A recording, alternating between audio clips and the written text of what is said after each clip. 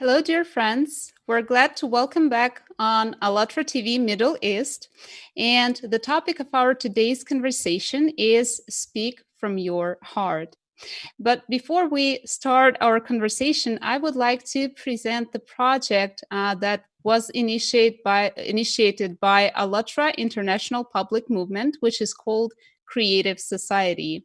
And this project has been launched on the platform of Alatra International Public Movement, and people from over 180 countries of the world are conducting social surveys and are talking to people to find out what is creative society in their vision and how do they see the format of society where each person is happy.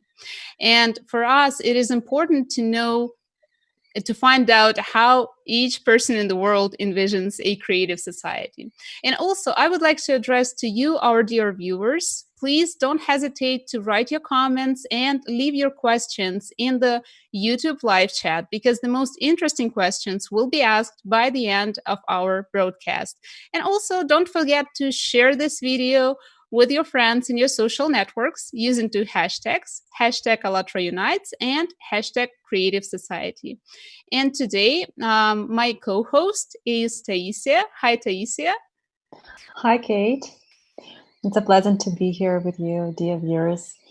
And I'd like to add more information about the project that throughout this Creative Society project, we are also testing a theory of 6 handshakes. And according to this theory, all people on Earth know each other through 6 or even less social connections thanks to modern technology. And now I'd like to welcome our special guest from India, an amazing woman, Caroline Fernandes. Hello, Caroline. Hi, everyone, and thank you, the both of you, for hosting me. I'm really honored to be here and to share co-created space around such a fabulous mission. Thank you. It's a pleasure for us too. Caroline is a storyteller, certified coach, and social entrepreneur. So, Caroline, how are you doing today? How is the weather in India? It's actually quite nice. I live in a city which has, we are high above the coast, so it's very pleasant. And it's a great day to get on a live chat with you all today as well. Agreed. Absolutely. So, I'd like to start our broadcast with a quotation of yours, which we find on your website. And we know that your path as a storyteller started back then when you were a young girl. And your quotation is, even as a young girl, I felt called to work with people who haven't found their voice and initiated that by finding mine first. So, can you please share with us what is your story? What brought you to the point where you are now? For everyone watching in, first of all, I know nothing about the questions, so I have to tell you that I'm coming with not just my arms open, but my heart open. And thank you for that question. I think it's a brilliant way to open up this discussion. So let me tell you, I have a book coming out around the same part that you opened up this conversation around. And that is primarily something that I knew even as a young preteen, getting into adolescence, having all these puberty changes going on in my body and in my mind. And, my childhood was a time when I started to realize that there was so much more that I wanted to offer the world. But I still didn't know at that young age what that would be. And for a really, really long time, and I mean a really, really long time, I'm a late bloomer in life. I actually started to find my own voice. And this happened only a few years ago. So even though I had initially this intention, this idea deep inside me, I didn't know what it was. But a lot of the struggle and adversity that I went through in my life, I believe, was a channel, a way to push me into breaking through and understanding who I am, what my purpose is on this planet, as philosophical as that might sound, I think that many of us are going through this right now. And this platform, such as yours, is dealing with that. Existential questions around happiness, fulfillment, at a very core level. And that's something that I knew at a very young age. It's been a long, hard journey, I think, building this because, even if you have a vision, I do not believe that you can achieve anything on the external level, the external dimension, until you start to get honest with yourself. And for the last, 7 or 8 years, it has been a conscious effort for me becoming a coach, investing in meditation, and several other, techniques and understanding around the metaphysical part of science, which I bring into working with my clients. So, in a nutshell, it has been one hell of a ride, but it has been so, so worth it. So wonderful, and I really liked the fact that you said that everything starts, on the inside. Once you start working on yourself, once you start, being conscious in what you do, in what you think about, and in what you say, then Hmm. the changes start on the outside. Oh, Thank yeah. you very much. It is very, Thank you. very, very deep understanding. Thank you for sharing it with us. Go Go ahead, ahead. go ahead. No, I wanted to call out something that you said. I think it's very powerful. A lot of times, many of us have goals. People on LinkedIn and several other places, especially those who want to grow, have goals, but many times we don't achieve those goals. And I believe that the question of establishing the intention to grow is only one part of it. You just used a very powerful word. You used the word consciousness. And it takes focus and attention to direct your mind, to direct your body towards what you want to do each day. It's an investment of changing old habits, old patterns, not just from an individual level, but also from a perspective of what we have learned in our families, in our societies, in our cultures. And we have to be brave enough to break through, break free from those things. It's hard. You need courage for that. And you need consciousness. So I really wanted to call out what you said. I think it's really, really powerful. Yeah, it's a really great tool that we can use for the best, right? Absolutely. And also, I have another question. We know that you are a very socially active person and you inspire and motivate a lot of people all around the globe. And what personally inspires you?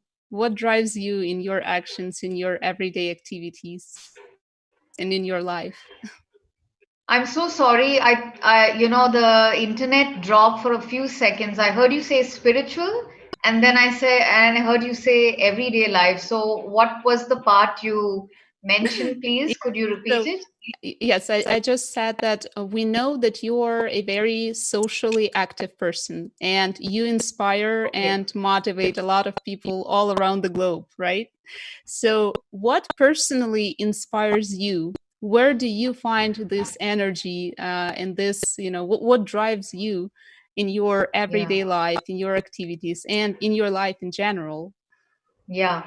Yeah, I think these are all great questions. I believe that time, in terms of day, in terms of duration, are immaterial when you start to understand what your vision is and why it's so important for you. And I don't mean from a perspective of the outside world and the impact that it has. I mean selfishly. What does my vision give me? For me, I know that my vision provides me a sense of fulfillment, growth each day. And I have built a toolkit which I also facilitate for leaders and entrepreneurs, which provides them practices every day. So it's like, a lot of people ask me, how often do I have to practice such and such things in order to grow? And my question is like, I do believe Zig Ziglar had asked this question, like, If you have to take a bath every day, it's like that. It's motivation that you have to feed yourself each and every day. So the practices that you invest in are something that you mindfully do when you play out every day. But it is deeply connected with my why, with my purpose, and what I get from doing these things for other people. Thank Thank you very you. much. And also, Thank I have you. another question. What is happiness in your perspective?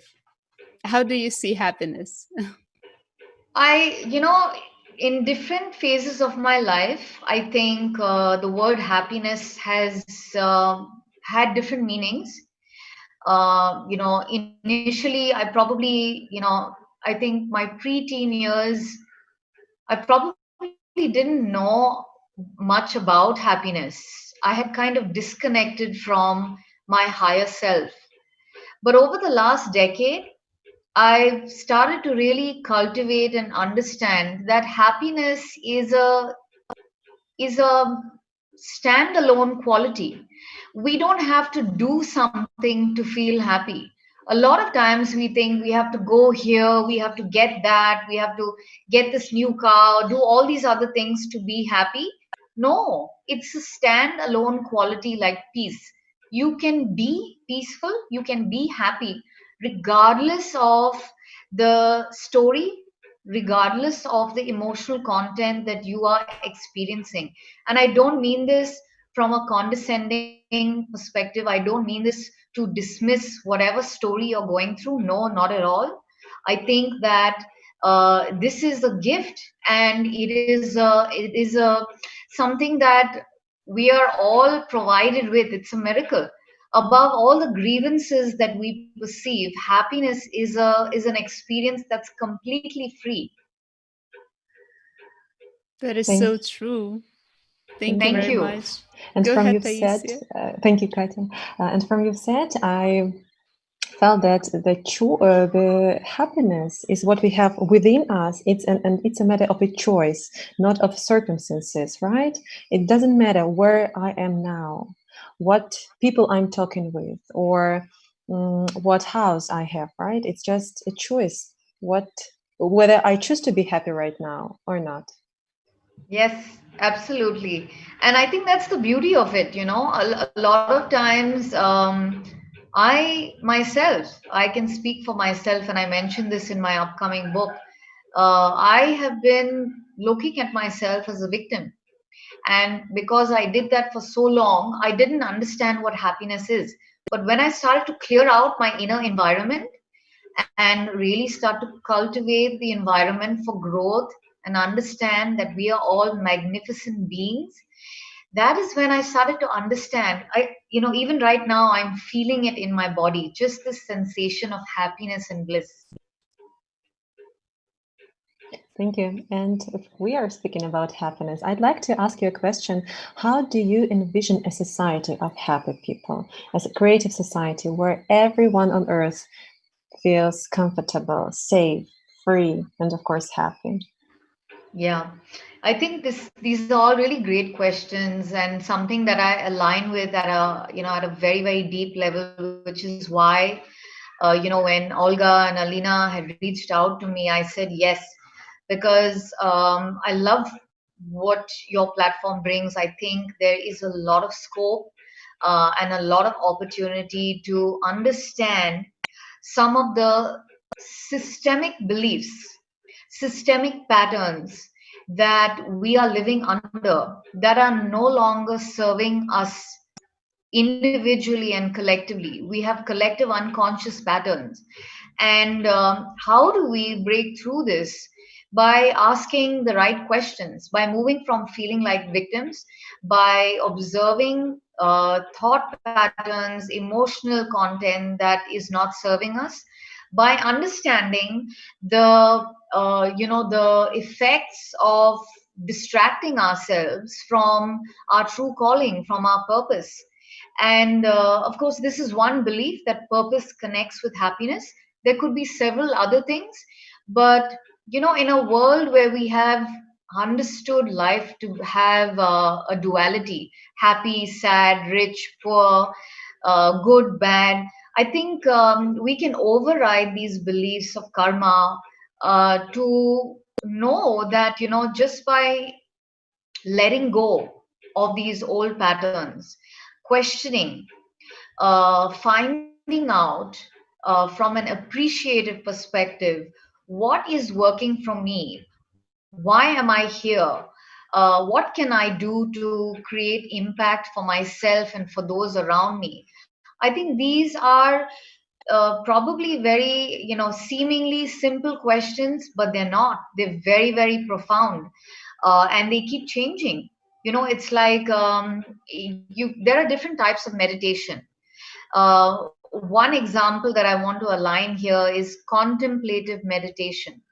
Like, if you look at a fine piece of art, and you take in the art in all its splendor, and then you go back and you start to research about the artist, and you find out, where did this artist come from, what was this artist thinking when the artist produced this art. And when you go back to look at the art, your perspective on the art changes, because your mind has shifted, and because you have educated yourself, the way that you start to understand the art changes. It opens you up. I use that metaphor, that analogy over here. I think that creatively, we are probably the only creatures on earth who can imagine. We are the only creatures on earth who can visualize. And we must use these capabilities to nurture our creativity, to nurture our imaginations beyond our current state. And that is the power that our civilization has. Now more than ever, I think it's not a challenge. This time is an opportunity for us to cultivate our creative imagination. Thank you very much. And also, I would like to continue with this topic. I would like to read to our audience another one of your quotes. So, on your website, we found this quote: We live in complex times with so much going on. We take quick fixes for things that have been in our lives for a long time. But to get different results, we have to change how we do things. So if to take this quotation and like kind of put it on the society, the type of society that we have right now and the creative society. So what do you think, where a creative society should start from? Like, what can we start from to implement this change?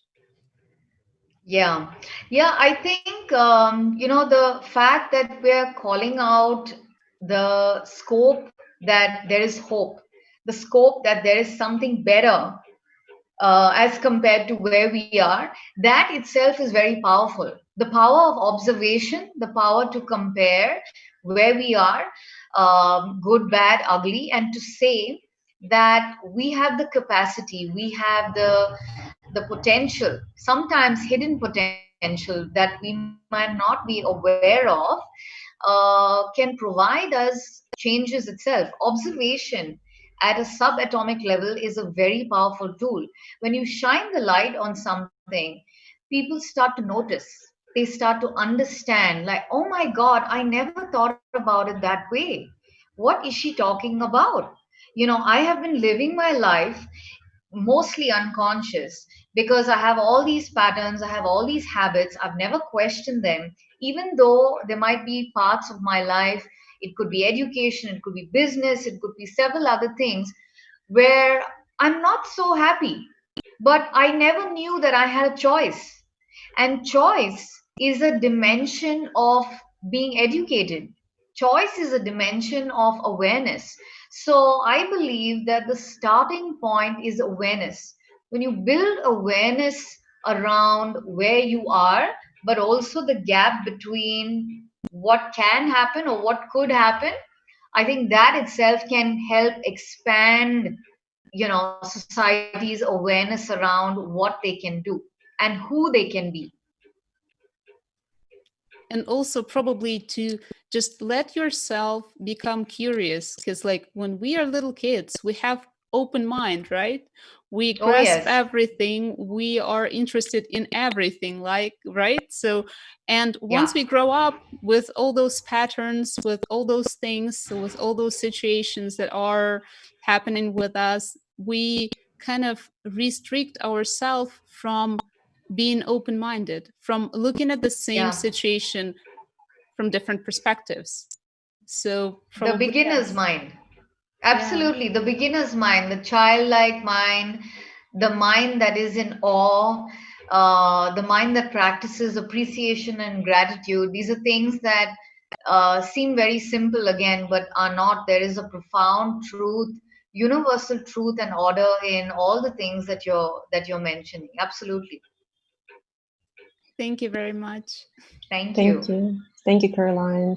I agree with you, girls, with what you said. It's very important first to speak up, first to be curious, to be aware ourselves, right? And then to speak up. So other people can know, they can find out that, wow, I can change, right? I have a choice because lots of us, we all were sleeping, let's say, right? And then when we Yeah. find out that we have a choice and it's me who's driving the car, right, of my life, and it's me who decide whether I turn to this side or I choose kindness, I choose peace, and I choose love. Thank you, girls. And we know that you, Caroline, you all often touch the topic of women in the society. And from your perspective, how do you see a role of a woman in building a society of happy people where everyone feels comfortable? Great question. I woke up this morning thinking about the feminine energy and how, to a very large extent, I believe there is a lot of scope for us to cultivate, to foster creativity from the divine feminine energy. We live in a global culture which is largely masculine, which is driven by power, ambition, force, competition, coercion. Yet we can create very subtle shifts in this energy, in this frequency, by introducing feminine energy. And what does this mean? It has nothing to do with gender. Yet we can engender the feminine energy through deep listening, through compassion, through kindness that you just talked about, through self love, and these are just some of them. For instance, if you think of a mother and her child, what are the kind of qualities that an ideal mother would have? Loving kindness, unconditional love. If a child is getting sick, what would she do? So those are some of the things that I believe that we as a society, we must participate and take initiative to indoctrinate in a way that allows us to understand the power of feminine energy. Thank you, Caroline. When you were speaking about divine feminine energy, I just had this question in my mind. When we say a woman, what picture do we have in our heads? It's giving, it's forgiving person, right? And it's caring, Yeah. and it Mhm. doesn't matter on the gender. A man and a woman, we all have this divine energy. Thank you. Absolutely. Absolutely. Thank you. Beautiful.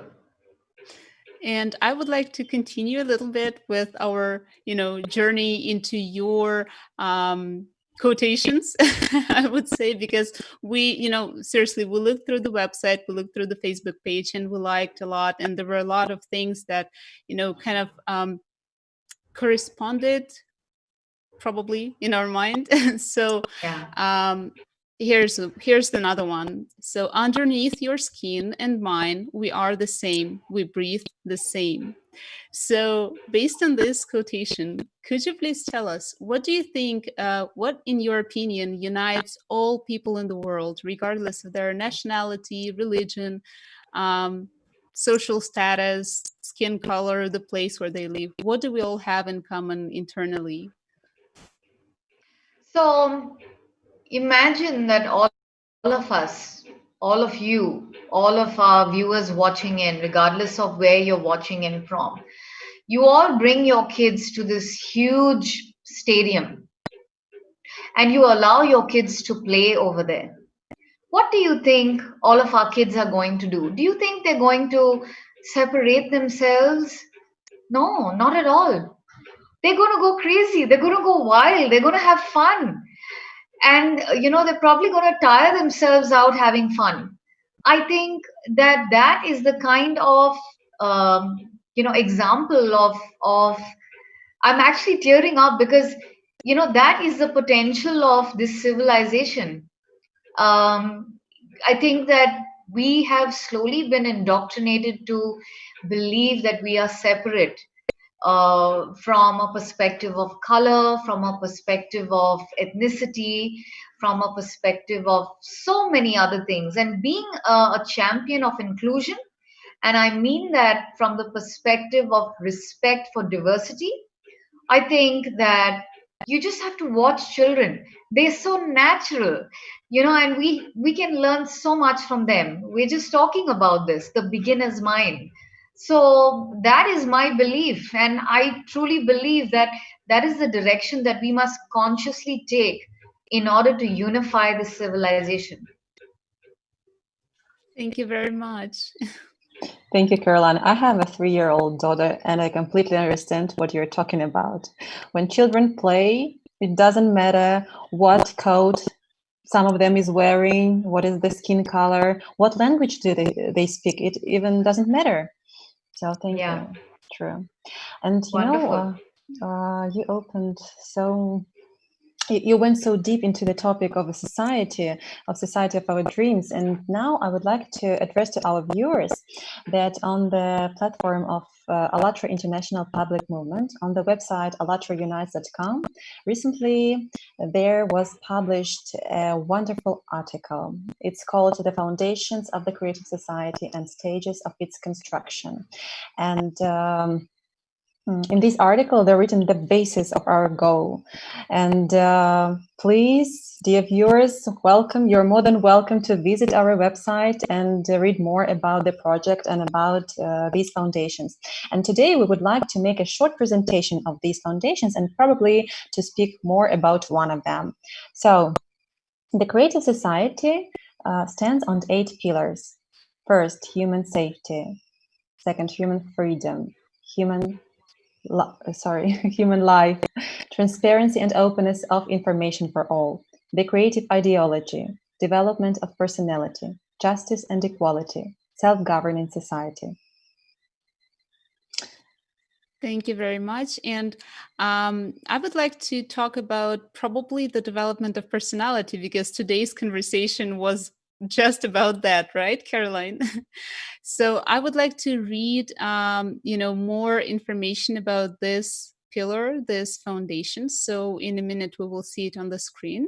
There we go. So every person in the creative society has the right to comprehensive development and personal fulfillment.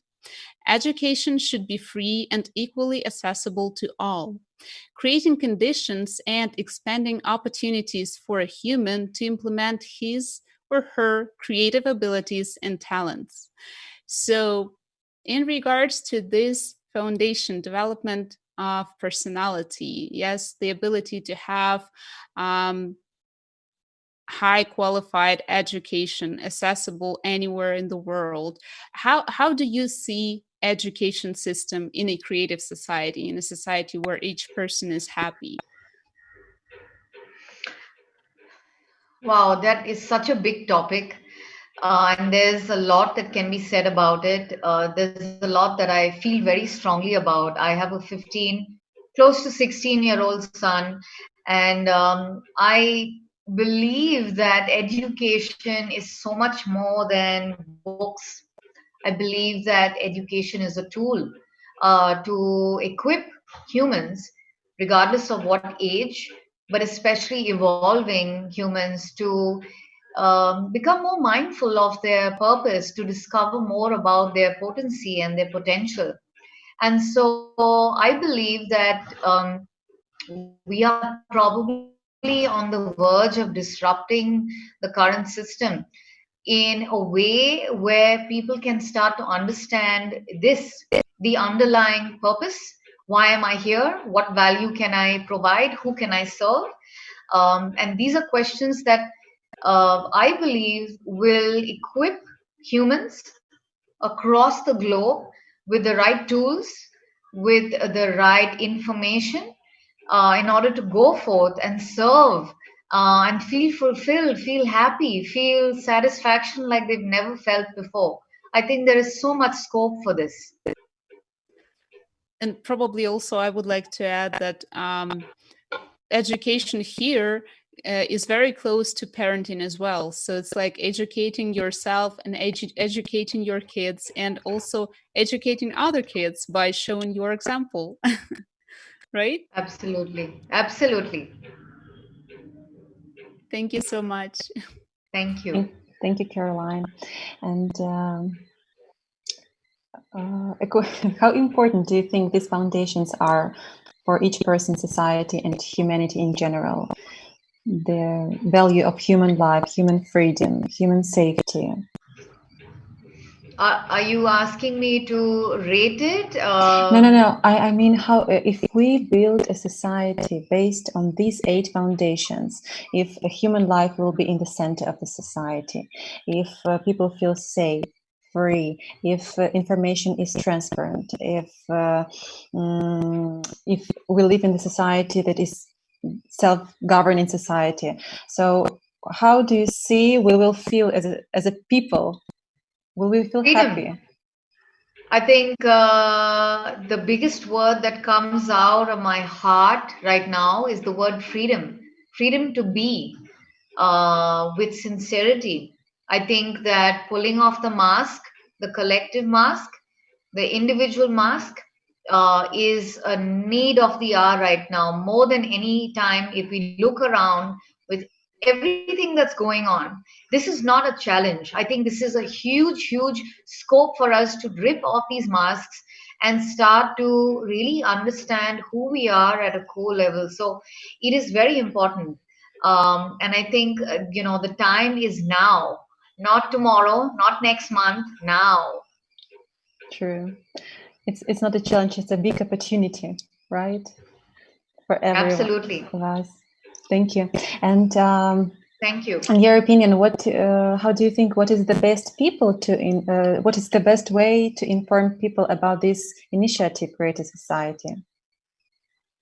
Formats such as this, I think what we're doing right now, where people who are already invested in this, who understand this, is one way. Having discussions, conferences, and these are things that I definitely advocate. Are some of the high level ways that we can start to bring people of diverse backgrounds together. We must, and this is something that I am not just saying randomly, but through my invested work, through research and understanding, and everything that's going on right now, I think that we must encourage diversity. We must inculcate respect. We must foster unconditional love wherever we are, because the more we separate and segregate, we are not doing ourselves a favor.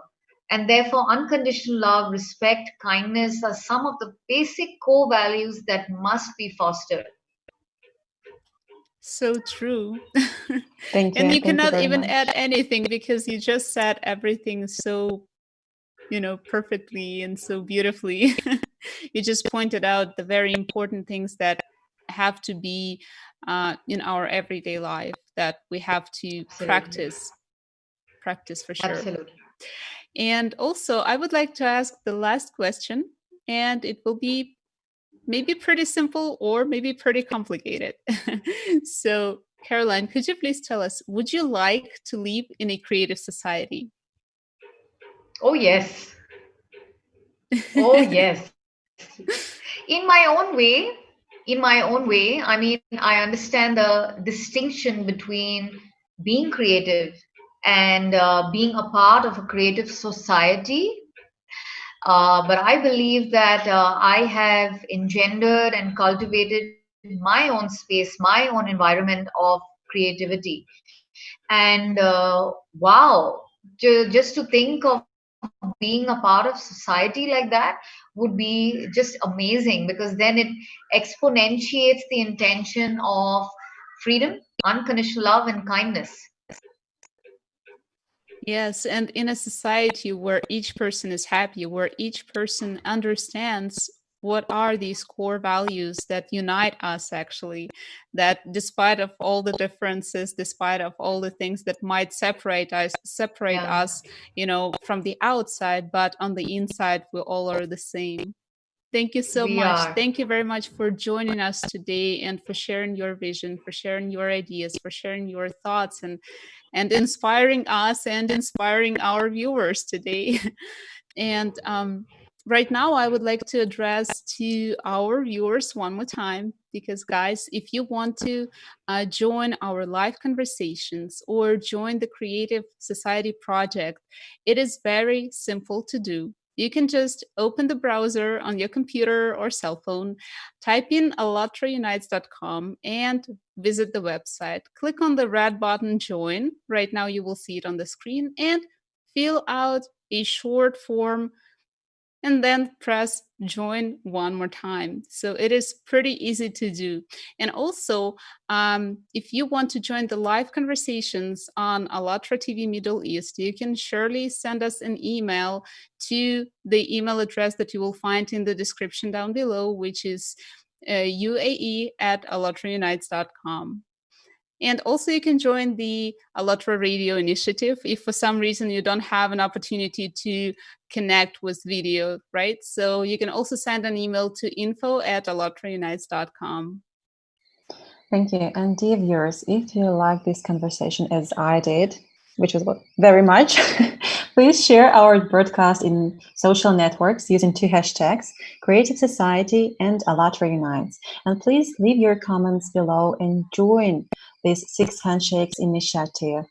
After all, the more people find out about the possibility of living in this creative society, the faster we can begin to implement it. Thank you very much for being with us today, and see you all on Alatra TV Middle East. Thank you, Caroline, so much for Thank taking you. our invitation and for these open, inspiring answers. I would just like to say, Sure. before we say goodbye to our viewers, it's been such an honor. I have thoroughly enjoyed this conversation, especially the direction that this conversation has taken.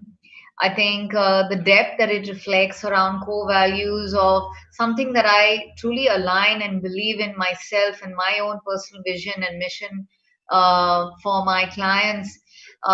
So I've had a lovely time, and thank you so much for inviting me into this feature.